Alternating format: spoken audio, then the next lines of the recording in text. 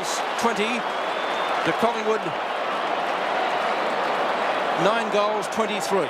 When you be the biggest winning margin in a grand final, Bob, wouldn't it? That's what it is, Lou. And when you're looking for Wiley to give it to Bartlett, I would go so far as to say that the players out on the ground really wouldn't have an idea that Bartlett has kicked 7, nor would they realise that that has equalled the record in a grand final. To players, that really does not matter. 29.5 minutes gone in the term. Can Bartlett get that elusive goal? Knocked down to Free. He tackles solidly. Free kick going to Peter Moore, who has had a very quiet day. But then again, he's got 17 mates out on the field that we could say likewise about. Marker Emmett Dunn. Emmett Dunn's at centre half back. In fact, he's almost back near the full-back position. Goes towards the outer side of the ground. Welsh and Wilno. Great mark, Peter Welsh, who certainly lifted his game in the final series. A reserve in the Commodore Cup a few weeks ago and playing a very good game here today in the grand final. Freem, centre wing, going forward for Richmond again. Can Bartlett still get that goal? That's the interest here in the grand final. Cloak in front. Has it knocked away from him by Ireland. Tony Shaw comes in to lend assistance. Burns there. Cloak on the bottom of the pack, and umpire Della, I think, will come in and ball it up. 30 minutes gone of this last quarter, about 40 metres out from the Richmond goal. Bartlett's equal the most number of goals in a grand final, kicking 7 today. Nog has to go for number 8. There he fires.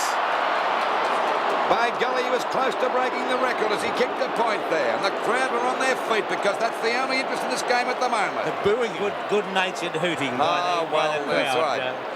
But it's good-natured hooting there. It's, I think you could say that's just what the crowd think of him. That's an acclamation of how good he has played.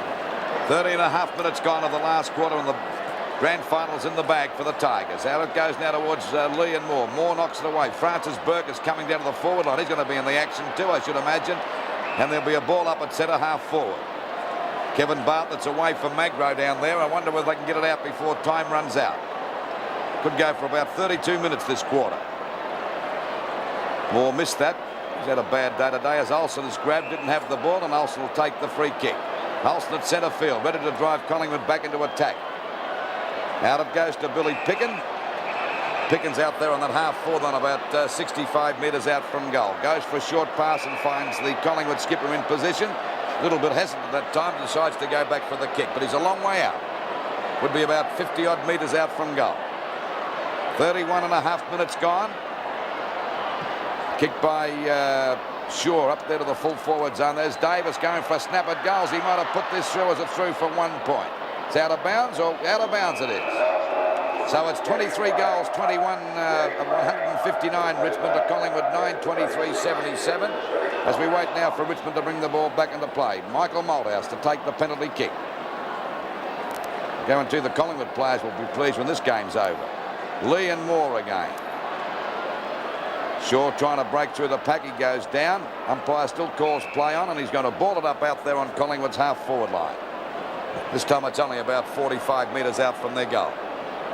32 minutes gone, and this grand final just about over, and the Tigers are premiers for 1980. As we see Tony Shaw hook the ball back there towards the forward pocket. Coming across as Smith dropped the mark, but interference against Ray Shaw, and it'll be Smith to take the free kick down there in the back pocket. Well, the Tiger fans are starting to chant now. I think they could have started chanting at half-time because Collingwood haven't been in the race. Well, they haven't been in the race since the first quarter as the ball's finally forced out of bounds on Collingwood's half-forward line. 33 minutes gone, and the Tigers 159 points to Collingwood 77. And the Tigers are premiers, no doubt, for 1980. Siren just about due to go. Peter Moore with a big punch-out, picked up by Dacos now on the half-forward flank. Freem chasing, but he'll have a shot for goal. In towards the square it goes. I don't think that was touched. In fact, it has gone through for 1 point. So 33 and three-quarter minutes. 33 and three-quarter minutes gone in the final quarter. Malthouse now from full-back. Upfield, taken by Mervyn Kane. Long kick by Kane. There's the siren. Richmond have won their first premiership since 1974. Kevin Bartlett equalling the record of number of goals kicked in a grand final. And Tony Jewell, the Richmond coach, being congratulated by his team. Are the Richmond players happy?